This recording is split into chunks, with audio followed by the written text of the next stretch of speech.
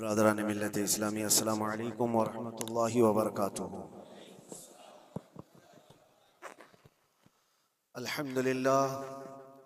अल्हम्दुलिल्लाहि व कफ़ा व सलामुन अला हबीबिहिल मुस्तफ़ा अम्मा बअद फ़अऊज़ु बिल्लाहि मिनश शैतानिर रजीम बिस्मिल्लाहिर रहमानिर रहीम लन यनालल्लाह लुहूमुहा वला दिमाउहा वलाकिन यनालुहु तक़वा मिनकुम सदक़ल्लाहु मौलाना अज़ीम। बारगाह रिसालत मुआब सल्लल्लाहु अलैहि वसल्लम में दुरूद पाक का हदिया पेश करें। अल्लाहुम्मा सल्लि अला सय्यिदिना व मौलाना मुहम्मदिन मअदनिल जूदि वल करम व आलिहि व अस्हाबिहिल किराम व इब्निहिल करीम व बारिक व सल्लिम सलातन दाइमतन सरमदन अबदा। मुसलमानों के लिए अल्लाह अज़्ज़ा व जल की तरफ से दो ईदें दी गई हैं। एक रमज़ानुल मुबारका के रोज़े मुकम्मल होने के बाद और दूसरे ज़िलहिज्जा की 10वीं को अशरे ज़िलहिज्जा, जिसको हम ईद उल अज़हा कहते हैं और उर्दू में बकरा ईद, ईद कुर्बान के नाम से जानते हैं। ये दो ईदें अल्लाह तबारक व तआला की तरफ से मुसलमानों को दी गई हैं। इन ईदों के दिनों में रोज़ा रखना भी जायज़ नहीं है, खुशियों के दिन। और ये जो अय्याम चल रहे हैं पहली ज़िलहिज्जा से लेकर 10वीं ज़िलहिज्जा तक, इसका जिक्र तो अल्लाह ताला ने कुरान में यूं फरमाया, वल फज्रि व लयालिन अश्र, फजर की कसम और 10 रातों की कसम। और वो 10 रातें कौन सी हैं? पहली ज़िलहिज्जा से लेकर 10वीं ज़िलहिज्जा तक की रात, ये 10 रातें इतनी अजमत वाली हैं कि अल्लाह खुद इनकी कसम फरमा रहा है, अल्लाह इनकी कसम याद फरमा रहा है। और इन अय्याम में जो अमाल किए जाते हैं अल्लाह की बारगाह में मकबूल होते हैं। ये हुर्मत वाले महीनों में से एक महीना है। ज़माने जाहिलियत में भी इन महीनों में जंग व जिदाल नहीं किया जाता था। कोई भी जंग चल भी रही हो तो ये महीने आते तो जंग रोक दी जाती थी, क्योंकि ये हुर्मत वाले महीने हैं। तो ज़िलहिज्जा के महीने में हम और आप अभी अपनी जिंदगी की सांसें ले रहे हैं, लेकिन कुर्बानी के मुतालिक जैसे कि लोगों के दिलो दिमाग में एक कॉन्सेप्ट और फिर फैलाया हुआ एक कॉन्सेप्ट और इस्लामी कॉन्सेप्ट, तीनों में क्या चीज़ों का फ़र्क है? इस्लाम कौन सी कुर्बानी चाहता है? लोगों ने क्या प्रोपेगेंडा फैलाया है? और अवाम के जहन में क्या बैठा हुआ है? तीनों को हम थोड़ा सरसरी नज़र से देखते हैं। सबसे पहली चीज़ तो ये है, इस्लाम जिस कुर्बानी की बात कर रहा है, कुरान में अल्लाह फरमाता है, लन यनालल्लाह लुहूमुहा वला दिमाउहा, न तुम्हारा गोश्त न तुम्हारा बहाया हुआ खून अल्लाह तक पहुंचता है, वलाकिन यनालुहु तक़वा मिनकुम, बल्कि उसके पीछे जो तुम्हारा तक़वा है वो अल्लाह तक पहुंचता है। तुम्हारी नीयत देखी जा रही है, तुम्हारा इखलास देखा जा रहा है। इसीलिए कहा गया कोई गोश्त खाने की नीयत से कुर्बानी करता है तो उसकी कुर्बानी होगी ही नहीं। गोश्त की नीयत से अगर किसी ने कुर्बानी किया उसकी कुर्बानी ही नहीं है। या फिर अगर ज़बह करने के बाद बेचने की नीयत किया गोश्त में से कुछ हिस्सा, वो तिजारत की नीयत किया हुआ है, तब भी उसकी कुर्बानी नहीं है। कुर्बानी सिर्फ वो है जो खालिस अल्लाह की रजा के लिए करे, जो अल्लाह ताला ने हुक्म फरमाया मुझे और अल्लाह करीम के हुक्म पर अमल पैरा होते हुए मैं कुर्बानी कर रहा हूँ, ये इस नीयत के साथ जिसने कुर्बानी किया उसकी कुर्बानी कबूल है। ये इस्लाम चाहता है आपकी कुर्बानी। और लोगों के दिलो दिमाग में जो अक्सर बैठा हुआ है वो ये है कि मौसम आ रहा है, सब कर रहे हैं तो हमको भी करना चाहिए। और कुछ लोग फैशन के तौर पर, कुछ लोग बच्चों की जिद पर कुर्बानी कर गए। ये लोगों के ज़हन दिमाग में बैठा हुआ है। नहीं मेरे अजीजों, जो मालिक निसाब है उस पर कुर्बानी वाजिब है। यहाँ तक कि अल्लाह के नबी सल्लल्लाहु अलैहि वसल्लम ने इरशाद फरमाया, इस्तिताअत होने के बाद, मालिक निसाब होने के बाद जिसने कुर्बानी नहीं किया, हुजूर फरमाते हैं वो हमारी ईदगाह के करीब भी ना आए। हुजूर अकरम सल्लल्लाहु अलैहि वसल्लम फरमाते हैं हमारी ईदगाह के करीब ना आए। उसके लिए दुनिया में ये वईद है तो आखिरत में उसका अजाब और है। तीसरी चीज, जो प्रोपेगेंडा क्या फैला हुआ है कुर्बानी को लेकर, एक बहुत बड़ा प्रोपेगेंडा है। इस्लाम के खिलाफ कुछ भी बात फैलाने के लिए लोगों को सिर्फ एक छोटी सी सुई चाहिए कि उनका एक फैलाया हुआ ये प्रोपेगेंडा कि लाखों हजारों एनिमल्स इसमें काट दिए जाते हैं, ज़बह कर दिए जाते हैं, खून बहाया जाता है, इसका हासिल क्या होता है? जीवित चीजों को मार दिया जाता है। मेरे अजीजों, लोग ये बातें तो सिर्फ और सिर्फ इस्लाम के खिलाफ करने के लिए फैलाते हैं, जबकि मैं आपको बताऊं दुनिया के तकरीबन मज़ाहिब में कुर्बानी का कॉन्सेप्ट मौजूद है। अक्सर दीनों में वो अलग अलग अंदाज है, कहीं बलि चढ़ाना हो गया है, कहीं देवता को कुछ पेश करना हो गया है। कुर्बानी का कई जगहों पर यह कॉन्सेप्ट मौजूद है, लेकिन कोई अपने गरेबान में झांकता थोड़ी ना, दूसरे के घर में झांकने की आदत ज्यादा होती है।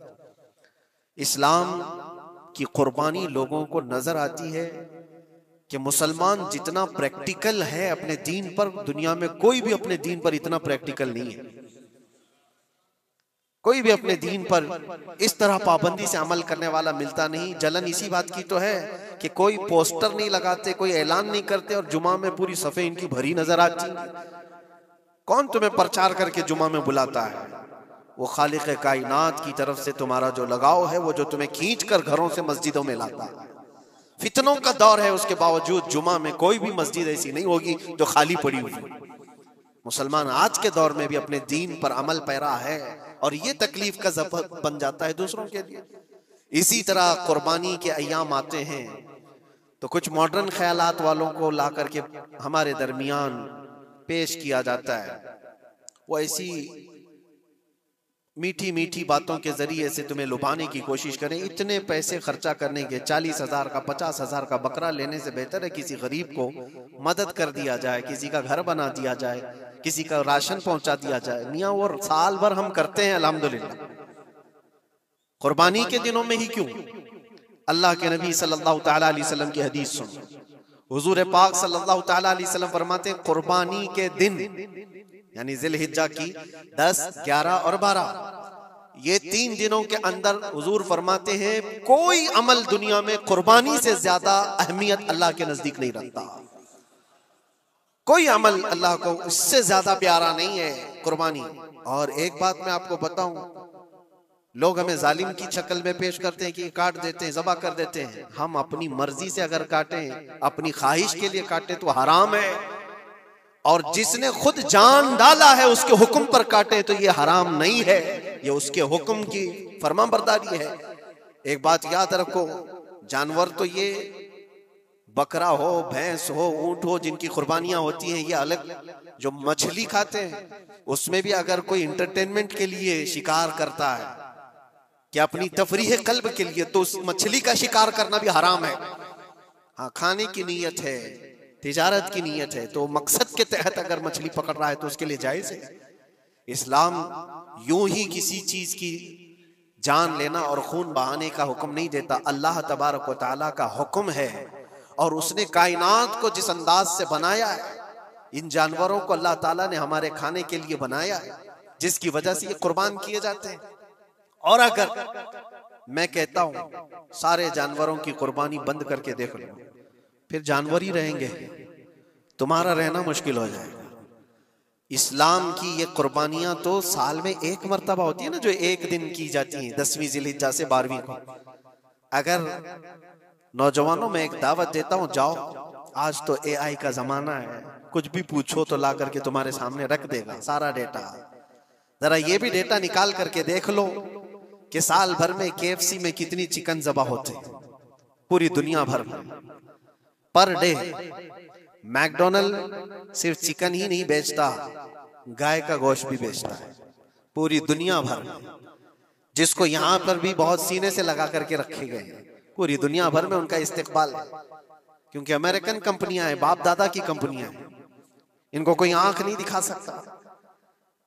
और इंटरनेट के डेटा के हिसाब से पर डे 68,000 गाय तो मैकडोनल्ड ज़बह करता है। पर डे की बात कर रहा हूं, साल भर की नहीं। साल भर इनका डेटा बहुत ज्यादा है, मिलियंस में है, और 1 बिलियन से ज्यादा चिकन वहां पर भी कुर्बान होती हैं जो फ्राइड चिकन खाते हैं। ये तो एक कंपनी की बात कर रहा हूं, ऐसी बहुत सारी कंपनियां हैं। तो कभी किसी ने ये एतराज किया कि ये कंपनियां इतने जानवरों को ज़बह करती, नहीं, बकरीद के दिन सबके सींग नजर आते हैं, जानवरों की मोहब्बत उमड़ उमड़ करके आती है। साल भर जो कुर्बान हो रहे हैं, कभी किसी ने ऑब्जेक्शन नहीं किया कि ये सारे आउटलेट्स बंद क्यों नहीं कर दिए जाते, ये सारी दुकानें क्यों नहीं बंद कर दी जाती जो साल भर ज़बह कर रहे हैं। हाँ, हो सकता है मैकडोनल्ड यहाँ नहीं ज़बह करता गाय को, क्योंकि यहाँ पता है हालात सही नहीं है, लेकिन दूसरी जगह पर जाकर देखें, सब जगह पर बीफ आसानी से उनके यहाँ मिलता है। मैं ये बातें सिर्फ और सिर्फ ये इसलिए कह रहा हूँ, फैलाया हुआ प्रोपेगेंडा क्या है, जानवरों से मोहब्बत ये सिखाएंगे हमें। अल्लाह के नबी सल्लल्लाहु ताला अलैहि वसल्लम फरमाते हैं, बनी इसराइल की एक खातून को मैंने जहन्नम में देखा। किस बुनियाद पर? फरमाते हैं वो इबादत गुजार थी, जायदा थी, परहेजगार थी, लेकिन एक बिल्ली पाली हुई थी और उसने कभी इबादत करनी होती तो 2-2 दिन 3-3 दिन तक अपने कमरे में गोशा नशीन हो जाती थी अकेली, और उसने अपनी बिल्ली को एक जगह पर गले से रस्सी लगाकर बांध दी और 3 दिन तक वो अपनी इबादत में रही, मसरूफ रही। और 3 दिन के बाद उसे ख्याल आया तो जाकर देखी बिल्ली मर चुकी थी। हदीस पाक में, सही हदीस है, अल्लाह के नबी सल्लल्लाहु अलैहि वसल्लम फरमाते हैं, सिर्फ इस बुनियाद पर अल्लाह तबारक व तआला वो इबादत करने वाली औरत को जहन्नम में भेज दिया। जो मेरी मखलूक पर रहम नहीं करता वो रहम के काबिल नहीं है। ये सिखाएंगे हमें जानवरों पर रहम करना। हम जिस जानवर को ज़बह करते हैं वो अल्लाह के हुक्म से करते हैं, उसके अलावा किसी भी जानवर को जुल्म करना, अल्लाह के नबी सल्लल्लाहु ताला अलैहि वसल्लम की हदीसों में से ये है कि जानवर पर जुल्म करना जिम्मी पर जुल्म करने से बड़ा है। और जिम्मी क्या है? जिम्मी वो जो मुसलमानों के मुल्क में अमन के साथ रहने के लिए रिक्वेस्ट किया हुआ हो और इस्लामी हुकूमत उसे अमन दी हुई हो। और अल्लाह के नबी सल्लल्लाहु अलैहि वसल्लम फरमाते हैं, मुसलमान पर जुल्म करने से ज्यादा बड़ा जुल्म जिम्मी पर जुल्म करना है, और उससे बड़ा जुल्म जानवर पर जुल्म करना है। ये मेरे आका के फरमान है। नबी अकरम सल्लल्लाहु अलैहि वसल्लम ने फरमाया और रहमतुल लिल आलमीन है। और एक बड़ी बात मैं आपको बताऊं, जो ये फैलाया जाता है कि जानवरों पर जुल्म जुल्म, सैयदना इमाम गजाली रहमतुल्लाह तआला अलैह की बात में पढ़ रहा था, हुज्जतुल इस्लाम, जिनकी किताबें पढ़ करके लोग अल्लाह के वली बन गए। इमाम गजाली का नाम सुना है? इतनी किताबें उन्होंने लिखा, तसव्वुफ के इमाम हैं, इल्म कलाम के इमाम हैं, मंतिक के इमाम हैं, फिक़्ह और तसव्वुफ के इमाम हैं, बेशुमार उलूम व फ़ुनून के दरिया बहाए हैं। उस हुज्जतुल इस्लाम इमाम गजाली रहमतुल्लाह अलैह के इंतकाल के बाद उनके भाई ने उनको ख्वाब में देखा और पूछा, आपके साथ अल्लाह ने क्या मामला फरमाया? इमाम गजाली फरमाते, अल्लाह ने मुझे बख्श दिया, मेरी लिखी हुई किताबें, मेरी इबादतें, हजारों को जो मैंने पढ़ाया वो शागिर्द, ये सारी चीजों की वजह से नहीं, बस एक काम की वजह से। पूछा वो कौन सा काम?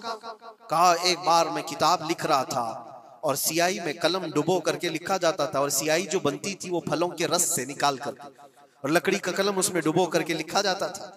तो मैं लिख रहा था कि एक मक्खी आकर सियाही पर बैठ गई। मैं अपना कलम रोक लिया कि हो सकता है वो प्यासी हो, पी कर चली जाए। काफी देर तक वो मक्खी उस सियाही पर बैठी रही, और पी करके जब वो उड़ गई तो फिर मैं अपना कलम चलाता रहा। ये बात तो जिंदगी में आई और गई, मैंने तो इसको छोटा समझा था, लेकिन मेरी मौत के बाद रब तबारक व तआला ने मुझे उठाकर फरमाया, जिसने मेरी छोटी मखलूक पर रहम किया, बस इस नेकी की बुनियाद पर मैं तुझे जन्नत अता करता हूं। एक जानवर पर रहम करने की बुनियाद पर, एक जानवर पर रहम करने की बुनियाद पर। और हदीस पाक में, सही हदीस पाक में ये भी है, एक तवाइफ थी जिसने मरते हुए कुत्ते को बचाया था पानी पिलाकर, और उस बुनियाद पर उसकी बख्शिश हो गई। तवाइफ थी और रहम किया जानवर पर तो उसकी बख्शिश हो गई। मैं इस्लाम की वो चीजें तुम्हें बता रहा हूं जो दुनिया तुम्हारे सामने ये चीजें लाने से आजीज है और कासिर है। यहां तक कि अल्लाह के नबी सल्लल्लाहु ताला अलैहि वसल्लम ने फरमाया, जानवर पर अगर तुमने जुल्म किया है तो जिस तरह से जुल्म करोगे, कयामत के दिन ये अपने सींगों के साथ, अपने खुरों के साथ उठेगा और उसी तरह से उसका बदला भी दिलाया जाएगा। वो तुम्हें मारेगा कयामत के दिन और बदला लेगा। ये भी हदीस पाक में। जानवर पर हमें उसके चेहरे पर मारने का हुक्म नहीं है, उसको उसकी ताकत से ज्यादा बोझ डालने का हुक्म नहीं है। अल्लाह के नबी सल्लल्लाहु ताला अलैहि वसल्लम के पास एक सहाबी आए, ऊंट पालते थे। कहा एक ऊंट बहुत सरकश हो गया है, और जब ऊंट सरकश हो जाता है ना, किसी की खोपड़ी खींच लेता है, हाँ, वो उसी वक्त सर को पकड़ लिया तो आदमी वहीं खत्म हो जाए। वो किसी के काबू में नहीं आ रहा था, हुजूर के पास आए। रसूल पाक सल्लल्लाहु अलैहि वसल्लम ने फरमाया चलो मैं चलता हूँ, देखता हूँ। सहाबा कहते हैं हुजूर जब चलने लगे तो हमें खौफ हुआ, डर हुआ कि ये ऊंट बिदक गया है, सरकश है, कहीं कुछ नुकसान ना पहुंचाए। और तन्हा मेरे मुस्तफा सल्लल्लाहु अलैहि वसल्लम आगे बढ़ते चले गए। सहाबा कहते हैं हमें डर लग रहा था, लेकिन मेरे अजीजों वो रहमतुल लिल आलमीन है, सबकी रहमत बनकर आए। नबी पाक सल्लल्लाहु ताला अलैहि वसल्लम जब करीब गए तो ऊंट कोई सरकशी नहीं किया, कुछ नहीं। हुजूर पाक सल्लल्लाहु ताला अलैहि वसल्लम के चेहरे के पास अपना मुंह करता है और अपनी जुबान को चपड़ चपड़ चपड़ करते हुए अपनी जुबान हिला रहा है। और हुजूर पाक सल्लल्लाहु ताला अलैहि वसल्लम ऐसे सुनते जा रहे हैं जैसे किसी दानिश्वर की बात सुन रहे हैं। फिर नबी पाक सल्लल्लाहु अलैहि वसल्लम ऊंट के मालिक की तरफ मुतवज्जे हुए और कहा यह ऊंट तेरी शिकायत कर रहा है, ये ऊंट तेरी शिकायत कर रहा है। ये सरकश इसलिए हुआ कि तू इसकी ताकत से ज्यादा बोझ इस पर डालता है और खाना इसको कम दिया करता है। क्या ये बात सही है? वो जो बद्दू थे, जो ऊंट के मालिक थे, उन्होंने चेहरा झुका लिया और कहा वादा करता हूं हुजूर पाक सल्लल्लाहु अलैहि वसल्लम से कि उससे ज्यादा, उसकी ताकत से ज्यादा बोझ नहीं डालूंगा और उसका चारा, उसके खाने का इंतजाम रोजाना किया करूंगा। नबी पाक सल्लल्लाहु अलैहि वसल्लम ने उस ऊंट की रस्सी पकड़ी और मालिक को दे दिया। फिर वो ऊंट उसी तरह ताबेदार होकर निकल पड़ा। ये इस्लाम में मेरे आका सल्लल्लाहु ताला अलैहि वसल्लम का अदल तो देखो, उनकी ताकत से ज्यादा का बोझ डालने का हुक्म नहीं है। और दुनिया ये प्रोपेगेंडा फैलाई हुई है कि यहाँ जानवरों को काटा जाता है। जो ज़िबाह करने का हुक्म है वो अल्लाह के हुक्म से है। मेरे रब तबारक व तआला ने खुद जान डाली, हमारी जान का भी वही मालिक है, जानवरों के जान का भी वही मालिक है। अगर अल्लाह का हुक्म ना होता तो हमें चूंटी मारने की भी इजाजत नहीं, अल्लाह का हुक्म ना होता तो हमें किसी को भी कुर्बानी करने की इजाजत नहीं होती। ये रब तबारक व तआला का हुक्म है, तो जाहिर सी बात है हम अल्लाह के बंदे हैं। रब तबारक व तआला जानवरों की कुर्बानी का हुक्म दिया, इसलिए हर साल बकरीद में मुसलमान कुर्बानी करते हैं। अगर अल्लाह चाहे तो अपने बेटों की कुर्बानी का भी हुक्म दे दे, और दिया है रब तआला ने, और वो भी करके दिखाया सैयदना इब्राहीम अलैहिस्सलाम। अल्लाह तबारक व तआला अगर हुक्म दे तो क्या तुम ऐसे मुसलमान नहीं हो? मुसलमान का मतलब होता है सर झुकाने वाला अल्लाह के हुक्म के आगे। ये नहीं पूछेगा कि क्यों है और कैसे है। मुस्लिम कहते हैं अपना सर झुका दिया अल्लाह की बारगाह में, उसके हुक्म के आगे। अल्लाह तबारक व तआला हमारी जानों का मालिक है। अगर वो चाहता तो हमारी कुर्बानी का हुक्म देता, हमारे औलाद का। लेकिन रब तबारक व तआला ने ये सुन्नत इब्राहीमी पर पूरी दुनिया को सवाब देने के लिए जानवरों की कुर्बानी का हुक्म अता फरमाया। मेरे आका सल्लल्लाहु ताला अलैहि वसल्लम के पास एक सहाबी हजरत ज़ैद बिन अरकम आया और पूछा ये कुर्बानी क्या है मेरे आका? हुजूर अकरम सल्लल्लाहु अलैहि वसल्लम ने फरमाया जिस जानवर की की कुर्बानी करोगे उसके हर बाल के बदले तुम्हें अल्लाह एक नेकी अता फरमाएगा। जितने उसके जिस्म में बाल होंगे हर बाल के बदले अल्लाह तुम्हें एक नेकी अता फरमाएगा। और हुजूर अकरम सल्लल्लाहु ताला अलैहि वसल्लम ने यह भी इरशाद फरमाया कि तुम जानवर का इंतखाब अच्छा करो, इसलिए कि कल बरोज़े क़यामत पुल सिरात पर ये तुम्हारी सवारी बनकर आएगा, जिस पर बैठकर तुम जन्नत में जा रहे होगे। और लोग ये भी पूछते हैं हमने एक बार कुर्बानी की है तो वहां सवारी कौन सी वाली आएगी? ये भी मिलता है रिवायत में। तुमने अपनी जिंदगी में जो सबसे पहले कुर्बानी की है उस पर सवार होगे, लेकिन हर साल की कुर्बानी वाले जानवर भी सवारी बनकर तुम्हारे इर्द गिर्द आएंगे, वो सब होंगे। तुम इंतखाब करो जिस पर सवार होना चाहो। इसीलिए कुर्बानी में ऐब वाले जानवर की कुर्बानी जायज नहीं। लंगड़ा हो, लूला हो, कान कटा हुआ हो, क्यों जायज नहीं है? दुनिया तो ये समझती है कटने वाला जानवर वो होना चाहिए जो रिजेक्टेड हो, जिसको काटा जा रहा है वो दुनिया में काम के लायक ना हो, उसको काटना चाहिए। दुनिया का ये कॉन्सेप्ट है, दुनिया का तस्वुर ये है। लेकिन नहीं, अगर कोई अपने इस्तेमाल के लिए काट रहा होता तो मैं कहता हाँ रिजेक्टेड माल काट लो, लेकिन ज़बाह जो हम करते हैं कुर्बानी में वो अपने लिए नहीं, वो रब्बे जुल जलाल के लिए है। इसलिए बंदा ये देखे मैं अपने रब की हुजूर क्या पेश कर रहा हूं। तुम अगर कोई हदिया तोहफा खरीदने जाते हो अपने किसी इज्जतदार शख्स के लिए, तो इंतखाब सोच समझ करके करते हो कि जिसको मैं देने जा रहा हूं ये कितना वैल्यू वाला होना चाहिए, कितना इज्जत वाला होना चाहिए। और जो रब ताला की बारगाह में पेश कर रहे हो उसका भी आप ख्याल रखो। इसलिए लोग काम चलाने की बातें तो बहुत करते हैं। कुर्बानी के मुतालिक कुछ बातें हैं जो मुझे आज अर्ज कर दी थी, इसलिए मैंने आज इस मौजू पर आपसे खिताब किया। बहुत सारे लोग तरह तरह के अफवाहें भी फैलाते हैं। ये तो उन गैर मुस्लिमों के एतराजात का मैंने जवाब दिया। दुनिया भर में हमारे ऊपर इल्जाम कि ये लाखों जानवरों को ऐसी ज़बह कर देते, काट देते हैं। लेकिन मेरे अजीजों, यही वो दुनिया है जो एक तरफ तो जानवरों की हिमायत और मोहब्बत की बात करती है और दूसरी तरफ इनके बड़े बड़े मल्टीनेशनल कंपनियां जानवरों को बेदरीग ज़बह करते हैं, कत्ल कर रहे हैं और खाने में भी इस्तेमाल कर रहे हैं। और सिर्फ इतना ही नहीं, सारे जानवरों की खालें, लेदर की बैग, लेदर के जूते, लेदर के बेल्ट, लेदर की टोपियां, लेदर के जैकेट सब बना करके दुनिया पहन रही है और कीमती चीजों में उसको शुमार किया जाता है। इनसे कोई सवाल नहीं करता कि ये सब चीजें कहां से तुम लाए, ये सब चीजें तुम कहां से लाए? क्या बगैर किसी जानवर के ज़बह किए हुए उसकी खाल का इस्तेमाल करते हो? लेदर का इस्तेमाल तो सारी दुनिया बड़े फख्र से कर रही है, हत्ता के घरों के इस्तेमाल करने वाले सोफे और कुर्सियों पर तक इस्तेमाल है, अपनी बैठने वाली गाड़ियों में कार की सीट पर तक इस्तेमाल है। तुम्हारे पहनने वाले जूते, तुम्हारे पहनने वाले बेल्ट, तुम्हारे पहनने वाले जैकेट, सब जगह तुम्हारा इस्तेमाल है। और सिर्फ मैं ये नहीं कह रहा कि दुनिया में सिर्फ मुसलमान इस्तेमाल करते, सारी दुनिया लेदर का इस्तेमाल करती है। ये लेदर कहां से आता है? तो ये दुगलापन, ये जो डबल रोल है, डबल स्टैंड, एक तरफ हिमायत की बात करना और दूसरी तरफ बेदरीग ज़बह भी करना, ये सब चीजें दुनिया को बेवकूफ बनाना और इस्लाम के खिलाफ एक प्रोपेगेंडा फैलाना। लेकिन ऐ मुसलमान, ज़हन और दिमाग में किसी ऐसे मॉडर्न कल्चर के ऐसा कोई फरेफ्ता हो, उसकी बातों में आकर तुम ये सोचो कि नहीं, इतने पैसे मैं कुर्बानी के बजाय सदका कर दूं, किसी गरीब को दे दूं, नाजायज है। तुम्हारे ऊपर से कुर्बानी का वजूब खत्म नहीं होगा, वो उसी तरह से बाकी रहेगा और गुनहगार भी रहोगे। अल्लाह करीम से ज्यादा तुम रहम करने वाले नहीं हो, अल्लाह अरहमुर राहिमीन है। अल्लाह अरहमुर राहिमीन है। जब वो हुक्म अता फरमा रहा है तो क्या तुम्हारे दिल में उससे भी ज्यादा रहम है? तो कुर्बानी के दिनों में सिर्फ कुर्बानी ही होगी। अब कुछ जो चीजें ऐसी हैं फैलाई गई, देखें एक बात मैं आपको बताऊं, अल्लाह के नबी सल्लल्लाहु ताला अलैहि वसल्लम रहमतुल लिल आलमीन है, सबका मानना अकीदा है। वो रहमतुल लिल आलमीन रसूल सल्लल्लाहु अलैहि वसल्लम ने खुद अपने हाथों से कुर्बानी फरमाई, और एक दो नहीं, 100 ऊंट आए थे, जिसमें से 63 ऊंटों को मेरे आका सल्लल्लाहु अलैहि वसल्लम ने नहर फरमाया।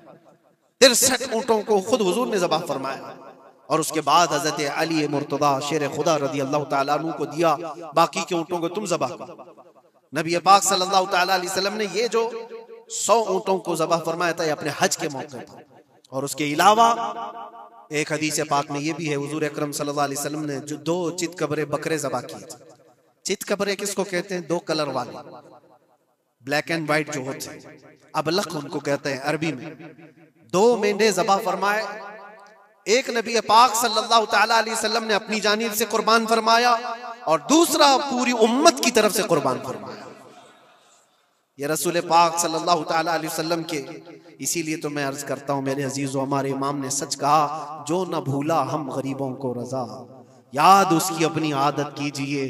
कुर्बानी साल में 1 मर्तबा हो रही है, रसूल पाक सल्लल्लाहु ताला अलैहि वसल्लम कुर्बान कर देते अपने नाम से, वो तो किया ही, लेकिन क़यामत तक आने वाली अपनी उम्मत की तरफ से भी खुद अपने हाथ से कुर्बानी फरमाए। आज उम्मत ये पूछती है मेरे अजीजों, कुर्बानी के लिए 1400 साल पहले तुम्हारे रसूल ने तुम्हारी जानिब से कुर्बानी की, और अल्लाह ने जिसको इस्तिताअत दी, जिसको ताकत दी, मैं ये चाहता हूं कि तुम्हारे ऊपर जो कुर्बानी वाजिब है, अपनी कुर्बानी करो, साथ में एक और कुर्बानी मेरे मुस्तफा की तरफ से करो, हुजूर अकरम सल्लल्लाहु अलैहि वसल्लम की तरफ। जबकि उनके एहसान का बदला पूरी उम्मत नहीं अदा कर सकती, लेकिन हम हदिये तशक्कुर के तौर पर अपनी तरफ से पेश कर सकते हैं। और कुछ लोगों ने यह समझ रखा है, एक बकरा लेकर के आते हैं, पूरे घर वालों की तरफ से कुर्बानी, एक बकरा पूरे घर वालों की तरफ से कुर्बानी। मेरे अजीजों, बकरा एक आदमी की तरफ से ही कुर्बान होगा जो मालिक के निसाब है। घर में अगर 4 लोग मालिक के निसाब है तो चारों पर कुर्बानी है, शोहर पर भी, बीवी पर भी, बेटे पर भी, जो जो मालिक के निसाब है। मालिक के निसाब का मतलब क्या है आप जानते हैं? जिसके पास 52.5 तोला चांदी या 7.5 तोला सोना या उसके बराबर की कीमत हो, दोनों में से किसी एक के बराबर की कीमत हो, इस जमाने में आप कैलकुलेट कर लो 52.5 तोला चांदी की कीमत क्या हो सकती है। उतनी अगर तुम्हारे पास रकम है, उतनी मालियत है तुम्हारे पास, तो तुम मालिक के निसाब हो और तुम्हारे ऊपर कुर्बानी वाजिब है। कुर्बानी तुम्हारे ऊपर वाजिब है, और कुर्बानी वाजिब होने के लिए साल भर पैसे होना जरूरी नहीं, कुर्बानी के दिनों में अगर वो मालिक के निसाब हुआ तब भी उस पर वाजिब है। ज़कात का हुक्म अलग है, कुर्बानी का हुक्म अलग है। और पूरे घर की तरफ से एक बकरा कुर्बान किया तो किसी का भी नहीं हुआ। अगर 4 लोग घर में रहते थे और चारों की तरफ से एक बकरा ज़बा किया और चारों का नाम लिया गया है तो किसी के नाम से कुर्बानी नहीं हुई, क्योंकि पर्टिकुलर एक ही की तरफ से कुर्बानी हो सकती है। हाँ, बड़े जानवर में 7 हिस्से हो सकते हैं, वो ऊंट हुआ या बैल भैंस, ये जो बड़े जानवर हैं इन जानवरों में 7 हिस्से हो सकते हैं और उनमें शरीक होना जायज है। लेकिन 7 लोग जो शरीक हो रहे हैं उनके लिए भी शर्त है, कोई एक बंदा भी उसमें गलत अकीदे वाला भी ना हो और गोश्त की नीयत से शरीक ना हुआ हो, बल्कि सब कुर्बानी की नीयत से आए हो तो सबकी कुर्बानी होगी। ये ख्याल भी रहे, जरूरी है। अब हालात ऐसे आ गए कि सबके लिए एक बकरा लेना अगर ताकत के भर नहीं है, इस्तिताअत नहीं है, तो वो बड़े जानवर में हिस्सा ले सकते हैं जहां पर ये कुर्बानियां हो रही हैं, शरीक हो सकते हैं। कुछ लोगों ने ये प्रोपेगेंडा भी फैलाया है हमारे दरमियान में से कि बड़े की कुर्बानियां जो होती हैं, इज्तिमाई कुर्बानियां, ये जायज नहीं है, आदमी को अपनी कुर्बानी के वक्त सामने होना जरूरी है। ऐसी बातें फैलाई गई हैं। मैं आपको हदीस पाक सुनाता हूं। अल्लाह के नबी सल्लल्लाहु तआला अलैहि वसल्लम ने इरशाद फरमाया हजरत फातिमा से, कहा है फातिमा अपनी कुर्बानी के वक्त सामने रहो, कुर्बानी के खून का कतरा जमीन पर गिरने से पहले अल्लाह ताला तुम्हारे पिछले सारे गुनाह माफ फरमाएगा। हदीस पाक है। लेकिन साथ में दूसरी हदीस ये भी है, नबी पाक सल्लल्लाहु तआला अलैहि वसल्लम ने अपनी कुर्बानी का वकील हजरत अली को बनाया था कि अपनी नियाबत दे दी कि मेरी तरफ से तुम कुर्बानी करो। इस तरह से जो मुसलमान इस्तिताअत नहीं रखता खुद करने की, वो अपनी जानिब से किसी दूसरे को वकील बना सकता है। शरअन जायज है, किसी को भी वकालत दी जा सकती, नियाबत दी जा सकती है, मेरी तरफ से तुम कुर्बानी करो। जैसे कि घर में कोई औरत मालिक निसाब है, अगर यह हुक्म होता कि औरत खुद जाकर के करे तो कहां से करती? औरत किसी को वकील बना सकती है, अपने शोहर को कह दी या किसी को दे दिया पैसे कि मेरी जानिब से तुम कुर्बानी करो, यह जायज है बिल्कुल। जिन लोगों ने ये प्रोपेगेंडा फैलाया है हमारे दरमियान में कि कुर्बानियां नहीं होती, वो जाहिल लोग हैं, पढ़े लिखे लोग नहीं।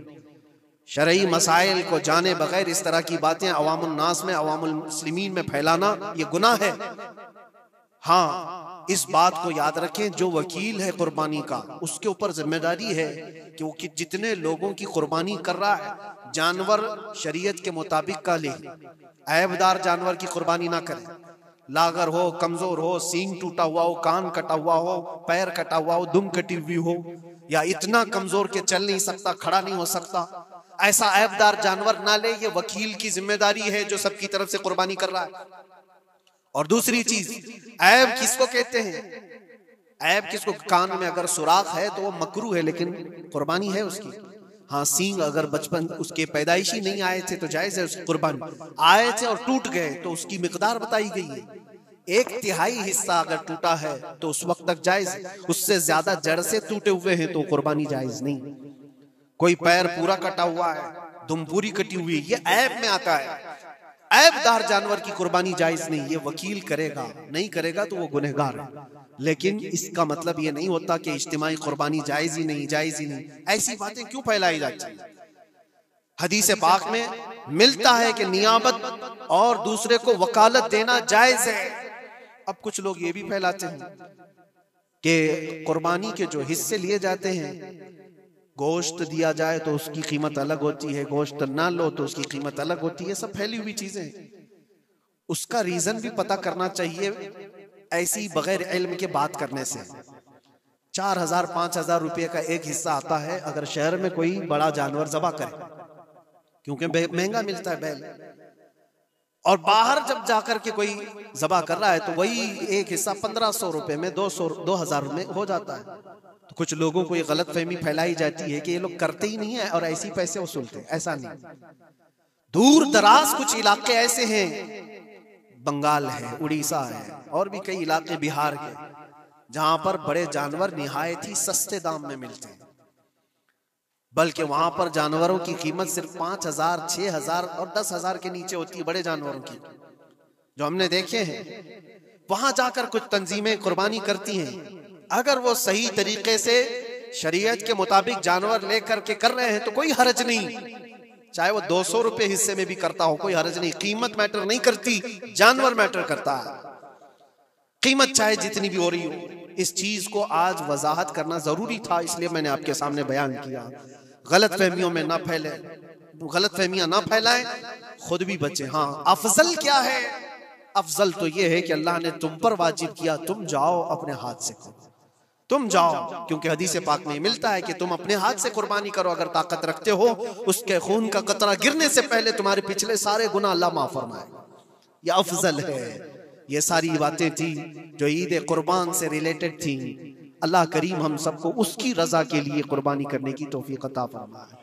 लेकिन साथ में एक बात ये भी याद रखें, जब बंदा कुर्बान कर रहा होता है तो उसके अंदर ये नीयत भी हो, जैसे सैयदना इब्राहीम अलैहिस्सलातु तस्लीम को अल्लाह ताला ने क्या फरमाया था, 4 परिंदे लो, उनको ज़बह करो, उनके सर अपने पास रखो, उनका कीमा बनाकर 4 पहाड़ों पर रखाओ और फिर उन परिंदों का नाम लेकर के बुलाओ, वो जिंदा होकर के आ जाएंगे। क्योंकि इब्राहीम अलैहिस्सलाम ने अल्लाह से पूछा था कि अल्लाह तुम मरने के बाद लोगों को जिंदा कैसे करता है, मैं देखना चाहता हूँ। तो रब ताला उनको प्रैक्टिकल दिखाना चाह रहा था कि जाओ ठीक है, ज़बह करो 4 परिंदे और उनका कीमा बना दो, सर उनके अपने पास रख लेना और उनका कीमा 4 पहाड़ों पर रख कर आओ और फिर आकर उन सरों के पास खड़े होकर उन परिंदों के नाम लेकर बुलाओ, वो आ जाएंगे।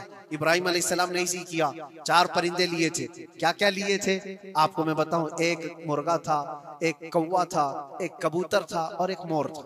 परिंदों के नाम याद रख लें, कौवा है, मुर्गा है, कबूतर है और मोर है। चारों को ज़बह किया, उनके सर अपने पास रखे और जिस्म के सब कीमा बना दिया और 4 जगह पर मिक्स करके उनको रखा है। फिर आकर यहाँ खड़े हुए और पुकारा उन परिंदों का नाम लेकर, अल्लाह के हुक्म से आ जाओ। वो कीमा हवा में उड़ा, जिस्म बना और वैसी बगैर सर के उड़ता हुआ आया और अपने अपने सर से जुड़ करके वो जिंदा परिंदा हो गया। कुरान पाक में ये है मौजूद। 3 पारे में रब तबारक व तआला ने फरमाया, वइज़ क़ाल इब्राहीम रब्बी अरिनी कैफ़ तुह्यिल मौता क़ाल अवलम तुअमिन क़ाल बला क़ाल वलाकिन लियत्मइन्न क़ल्बी क़ाल फ़ख़ुज़ अर्बअतम मिनत-तैर फ़सुरहुन्न इलैका थुम्मा इजअल अला कुल्ली जबलिन मिनहुन्न जुज़अन थुम्मा उदउहुन्न यअतीनका सअया वअलम अन्नल्लाह अज़ीज़ुन हकीम। ये अल्लाह तबारक व तआला ने पूरा कुरान में फरमाया कि इब्राहीम अलैहिस्सलाम ने ये जो किया। अब सुनिए, सबअ सनाबिल शरीफ में मीर अब्दुल वाहिद बिलग्रामी रहमतुल्लाह अलैह लिखते हैं कि 4 परिंदों का जो इंतखाब हुआ था ना, 4 परिंदे जो चुने गए थे, कौन से थे? कौवा, मुर्गा, कबूतर, मोर। असल में जो है इनकी हालांकि एक खासियत है, कौवा लालची बहुत होता है, कौवा लालची बहुत होता है। मुर्गा उसके अंदर शहवत बहुत ज्यादा है, औरत की ख्वाहिश, मुर्गे के अंदर ख्वाहिश शहवत ज्यादा होती है और कबूतर के अंदर दोस्ती करने की आदत ज्यादा होती है, जल्दी दोस्ती करता है। और मोर के अंदर दिखावे की आदत ज्यादा होती है, अपनी खूबसूरती का इजहार बार बार करता है। तो ये 4 चीजें उनके अंदर है, ये 4 परिंदों के अंदर। सूफिया इकराम फरमाते हैं दर हकीकत आपको हुक्म था इन जानवरों को ज़बह का नहीं था, कौवे की लालच को ज़बह करो, मुर्गे की शहवत को ज़बह करो और बिना वजह के कबूतर की जो दोस्ती है हर आयरे गैरे से, इस दोस्ती के को कता करो और मोर की दिखावे की आदत को ज़बह करो। ये 4 बुरी आदतों को ज़बह करो तो अल्लाह की कुदरत के मुशाहिदे देखने मिलेंगे। दर हकीकत वहां पर सूफिया इकराम में फरमाते हैं, और यही बात है कि शैतान को जब कंकरियां मारने के लिए हुज्जात जाते हैं, वो तो एक पिल्लर है जिसको कंकरियां मारते हैं, वहां एक पिल्लर है, उस पिल्लर को कंकरियां मार करके आते हैं। लेकिन मेरे अजीजों, तसव्वुर ये होनी चाहिए जिंदगी भर जो शैतान मुझे बहकाता है मैं उसको कंकरियां मार रहा हूं। अगर तुम्हारी नीयत साले हुई और कंकरी लग गई तो यकीनन जिंदगी भर शैतान की शरारतों से महफूज हो जाओ। तुमने अपने शैतान को जख्मी कर दिया, इसीलिए जिसका हज कबूल हो जाता है उसकी कंकरी वहां से उठा ली जाती है, वरना तो 40 लाख लोग 70-70 कंकरियां मार करके आए तो पहाड़ बन जाना चाहिए, लेकिन कोई पहाड़ नहीं होता वहां कंकरियों का, जाकर देखें, ना ही उसको उठाया जा रहा है। लेकिन हदीस पाक में जिस हाजी का हज कबूल होता है उसकी कंकरियां उठा ली जाती है, वो शैतान को लग चुकी है। तो नीयत का दारो मदार है। इसीलिए सबसे पहले मैंने आयत यही पढ़ी, रब ताला फरमाता लन यनालल्लाह लुहुमुहा वला दिमाउहा वलाकिन यनालुहु तक़वा मिनकुम। हरगिज हरगिज तुम्हारा गोश्त, तुम्हारा बहाया हुआ खून अल्लाह तक नहीं पहुंचता, बल्कि इसके पीछे जो तुम्हारी खालिस नीयत है, जो तकवा है, वो अल्लाह तक पहुंचता है। कुर्बानियों में ये नियत करो कि रब तबारक व तआला मैं अपनी सारी ख्वाहिशात को ज़बह कर रहा हूँ, मौला मुझे बुरी ख्वाहिशात से जिंदगी भर महफूज फरमा दे। व आखिर दावाना अनिल हम्दुलिल्लाहि रब्बिल आलमीन। अस्सलामु अलैकुम।